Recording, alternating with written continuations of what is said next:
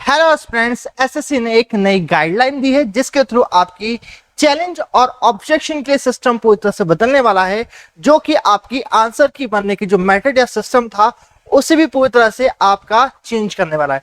क्या ये सिस्टम है, थोड़ा समझने की कोशिश करते हैं बच्चों मेरे पास में, जहां पर कि आज 10 अप्रैल को इसका एक नोटिस आया आपके पास में एसएससी के अंदर। 10 अप्रैल 2026 को इसकी टैगलाइन क्या है, guideline regarding challenge and objection management system. जैसे बच्चों आपके पास में क्लिक करते हैं, यहां पर इसके सब्जेक्ट के अंदर आप देखेंगे थोड़ा डिटेल में हम लोग इसे आप लोग के पास में तो देखेंगे इसकी हेडलाइन क्या है, guideline regarding challenge and objection management system. अब एक एक करके इस लाइन को समझने की कोशिश करते हैं कि इस आपके नोटिस में क्या इंपॉर्टेंट है, किस तरह से इसके सिस्टम चेंज करे जा रहे हैं ऑब्जेक्शन के बच्चों मेरे पास में। तो यहां कह रहा है कि आपके एसएससी ने वेरियस तरह से आपकी जो चैलेंज और ऑब्जेक्टिव मैनेजमेंट सिस्टम है, जो फाइनलाइज करता था आपकी आंसर की को, जो कि आपकी सीबीटी के बाद में मेरे पास होता था कि लड़जम आपकी आंसर की आती थी, आंसर की के बेसिस के ऊपर आप बेसिकली ऑब्जेक्शन या चैलेंज करते थे। उस सिस्टम को पूरी तरह से यहाँ पर चेंज करने वाले यहाँ पर, जहां कि इसके प्रीवियसली कैंडिडेट क्या करते थे, हम इन्फॉर्म करा जाता था नोटिस के थ्रू एग्जाम हो चुकी है, अब हमने आपके पास बेसिकली आपके आंसर के लिए कोई ऑब्जेक्शन हो तो बताइए मेरे पास में, और उस बेसिस के ऊपर आपके मार्क्स अलॉटेड हो जाते हैं। अब उस पूरे के पूरे सिस्टम को यहाँ पर बदलने की बात की जा रही है, जहां पर कि प्रीवियसली आपका कोई भी कैंडिडेट आपका रेज जो ऑब्जेक्शन करता था और उसके रिगार्डिंग आपके जो सब्जेक्ट मैटर एक्सपर्ट होते थे बच्चों मेरे पास में, यहां पर आप देखेंगे वो बेसिकली रिकमेंड करते थे और उस तरह से फाइनल आंसर की बच्चों मेरे पास में मिल जाती थी, जो कि आपकी वेबसाइट पे कमीशन अपलोड कराता था। इसी गाइडलाइन और इसी तरह से फाइनल आंसर की रिलेटेड आपके यहाँ पर चेंजेस हुए। अब एक एक करके सारे चैलेंजेस को और ऑब्जेक्शन वाले पार्ट को देखने की कोशिश करेंगे बच्चों। अब मेन इंपॉर्टेंट बात है क्या, अब इसमें ऑब्जेक्शन चैलेंज में मेन इंपॉर्टेंट पार्ट क्या है, अब एक एक करके पार्ट समझना। ये फर्स्ट पॉइंट बोला है कि इन रिसेंट पास, इसके प्रीवियसली नोटिस में जो कह रहा है वो आपको समझाने की कोशिश करूं। नोटिस में कह रहा है कि कमीशन ने इसके पहले रिसीव करी है कि आपके मतलब क्या कर रहा है कि जैसे इसके प्रीवियसली जब भी हम आंसर की आपका एसएससी बनाता था तो बहुत सारी आईटीआई लगती थी, बहुत सारे आपके एप्लीकेशन लगते थे, बहुत सारे गवर्नेंस पोर्टल के ऊपर इसकी बहुत ज्यादा नेगेटिविटी फैलती थी कि सर आंसर की बहुत गलत तरह से आप प्रोसेस के थ्रू बनाते हो। तो ये संज्ञान में हमने लिया गया कि आपके अलग अलग हमने फीडबैक लिया, अलग अलग लोगों से, किन किन लोगों से फीडबैक लिया, आपके कैंडिडेट से फीडबैक लिए, observation made by the various court, आपके जो वेरियस कोर्ट्स है उनके थ्रू हमने अपनी आंसर की नेगेटिविटी सुन की हमारा प्रोसेस खराब है।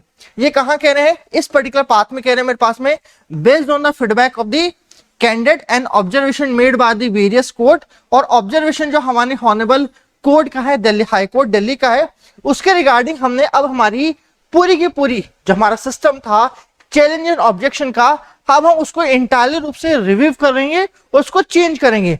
ठीक है, इन्होंने यहां बोली entire challenge and management process, अब इसको चेंज करेंगे। अब हम क्या करेंगे, जब भी आपके पास में नई आंसर की आएगी उसके प्रीवियस हम आपके कैंडिडेट को नई रिवाइज जो पॉलिसी है रिगार्डिंग चैलेंज एंड ऑब्जेक्टिव बताएंगे। तो आपको भाई बता रहे हैं कि नई पॉलिसी क्या है। अब नई पॉलिसी क्या है इसके बारे में बताना स्टार्ट किया, बस इस चीज को ध्यान देंगे। आफ्टर अ चैलेंज, अब नई पॉलिसी कह रही है after a challenge objection made by the candidate scrutinised by the SME various scenario arises. तो अब बोला गया है कि सर इसके प्रीवियस जैसे होता था मेरे पास में कि आपका आंसर की आती थी, एसएमई चेक करता था और उसके बाद जो भी हमारे आंसर के रिलेटेड बहुत सारे ऑब्जेक्शन होते थे और बच्चों को नहीं मालूम होता कि उनके आंसर को सबके एक साथ ही सही करे गए हैं, गलत करे गए, और बहुत सारा बच्चों के अंदर गाइडलाइन को लेकर मिसमैच होता था। तो ये कहना है कि हम एक ओवरऑल एक फॉर्मल गाइडलाइन बना रहे हैं, जहां जो पहले बच्चे जितने भी 2026 में एग्जाम देंगे एसएससी की, उनके कॉमन गाइडलाइन बना के दे रहे कि भैया ये हमारा खेल का नियम है।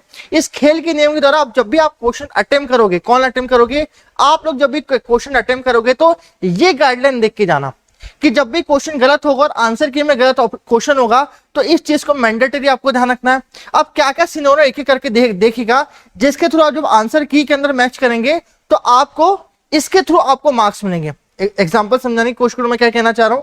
ये कह रही है कि question is found to be ambiguous और there is a error in question. जैसे हर बार हम बोलते हैं कि एसएससी के पेपर में कोई आपका क्या हुआ, मेरे पास में गलती हुई किसी कारण से कि उन्होंने क्वेश्चन गलत बना दिया या फिर उसके सारे के सारे ऑप्शन ही इनकरेक्ट हो गए मेरे पास में। ये तो पहले भी होता था, अब नया क्या चीज है? तो ये बोल रहे कि नई चीज हमने इसलिए ये करी है कि इस बार लेट्स से आपके 100 क्वेश्चन है मेरे पास में, तो 100 में से आपके जो क्वेश्चन है पूरी तरह से हम खत्म कर देंगे मेरे पास में, और उस क्वेश्चन के रिगार्डिंग जितने मार्क्स थे, जैसे 1 मार्क्स का क्वेश्चन है तो 1 मार्क्स सारे बच्चों को अलॉट कर देंगे, चाहे उसने अटेम्प्ट करा है या नहीं करा है मेरे पास में। Total question shall be added to the total marks obtain by each candidate, चाहे उसने whether candidate has attempt question और नॉट, उसके मार्क्स में ऐड कर देंगे। सबसे इंपॉर्टेंट चीज, ये बार बार एक लाइन यहां पर लिख रहा है कि इससे कभी भी आपके रिलेटिव मेरिट पोजीशन में कोई भी अंतर नहीं आएगा। ये करने का बात यह है कि सभी को 1-1 मार्क्स देने का फायदा ये कि मेरिट लिस्ट में कोई भी अंतर ना आए फाइनली मेरे पास में। Merit is effectively decided on the basis of performance of candidate in the remaining question. अब एक क्वेश्चन हो सकता है गलत हो गया हो, मैं बाकी 99 क्वेश्चन के बेसिस पे उसका परफॉर्मेंस टेस्ट किया जाए। अगली बात ये क्या कह रहे हैं, अगला पॉइंट पढ़ेंगे बच्चों मेरे पास में, question has more than one correct option. अब अगला कहने की सर हमारी इसकी प्रीवियस पॉलिसी में हमने कभी ही नहीं बताया था कि आपका कोई इनकरेक्ट क्वेश्चन होगा तो क्या होगा, फिर more than one correct option हुआ तो अगला बोल रहे हैं कि अगला आपको ये बता रहे हैं कि सर कभी किसी क्वेश्चन में एक से ज्यादा करेक्ट ऑप्शन हुए कि लड़के आपने बच्चे ने आपका क्या करा, चैलेंज दिया कि सर इसमें एक से ज्यादा क्वेश्चन सही है, तो सबसे पहले हमारी एसएमई के पास जाएगा। एसएमई बोलेगा हाँ भैया ये तो सही बात बोली आपने कि यहाँ पर एक से ज्यादा सही आप इसके जवाब हो सकते हैं, 4 में से 3 सही है। तो अब इन्होंने क्या बोला, इस यहाँ पर इस गाइडलाइन को मैं आपको ओवरऑल बताने की कोशिश करूं, let room A B C D है, डी आपके 3 ऑप्शन इसमें से राइट हैं, चारों सही है मेरे पास में। अब आपके हो सकता है कि कुछ बच्चे यहां पर 1000 बच्चों ने आपका क्या दिया हो, ये एग्जाम दिया हो, तो 1000 में से कुछ 900 बच्चों ने आपके 3 में से कोई एक ऑप्शन करेक्ट करा हो, 300 इसमें, 300 इसने, 300 इसने, तो जिन्होंने ए बी सी में से कोई भी एक ऑप्शन को चूज करा होगा उनको आपकी इसकी पॉजिटिव मार्किंग दी जाएगी। क्या दी जाएगी, पॉजिटिव मार्किंग दी जाएगी। मगर जिसने डी मार्किंग करी होगी बच्चों मेरे पास में, उसे क्या दिया जाएगा, नेगेटिव मार्क दिया जाएगा। ठीक है, 3 में से कोई एक चूज करा तो राइट है, मगर ये चूज करा तो वो अपने आप ही नेगेटिव मार्क दिएगा जो भी वहां पर अवॉर्डेड है मेरे पास में। ये अभी से इन्होंने गाइडलाइन चेंज कर दी है। ठीक है, अब आपका डिस्कार्ड नहीं होगा वो क्वेश्चन, ध्यान दीजिएगा, मोर देन वन ऑप्शन वाला क्वेश्चन डिस्कार्ड नहीं होगा, वहां पर रिलेटिवली मार्क्सिंग मेरे पास में मिलेगी।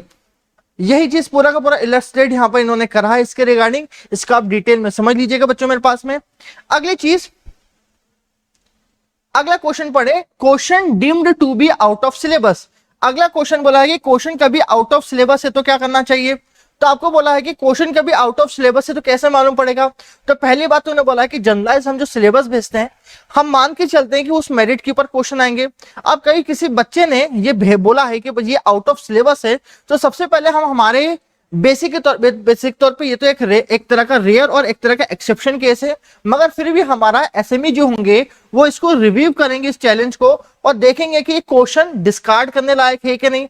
वापस ध्यान रखें, जब भी क्वेश्चन को डिस्कार्ड करने की बात आएगी, ऐसा लगेगा एसएमई को कि ये आउट ऑफ क्या है मेरे पास सिलेबस है, तो सभी को आपके जो पॉजिटिव मार्क्स है 1 मार्क्स या 2 मार्क्स या 3 मार्क्स, जितना भी क्वेश्चन का आंसर है, क्वेश्चन के मार्क्स है, उसको अवॉर्ड कर दिए जाएंगे बच्चों मेरे पास में। ये यहां पर बोला है। ठीक है, और किसी को भी इनकरेक्ट ऑप्शन नहीं होगा, चाहे उसने सवाल का जवाब सही दिया हो या गलत दिया हो, कोई फर्क नहीं पड़ता है, या फिर उसने जवाब भी दिया हो, कोई भी फर्क नहीं पड़ता है, सही दिया हो, गलत दिया हो या फिर जवाब नहीं दिया हो तो भी सभी को 1-1 मार्क्स मिलेगा। अगला पॉइंट क्या कह रहा है, अगला पॉइंट देखें, language specific error in translation. अब एक बहुत बड़ा मुद्दा है, समझेगा। लेट्स अज्यूम आप, अब यह लैंग्वेज ट्रांसलेशन का मुद्दा ये कहता है कि लेट्स अज्यूम मैं आपका इंग्लिश और हिंदी, ठीक है, 2 मोड होते हैं, इसके अलावा पंजाबी तो मोड होता है मेरे पास में।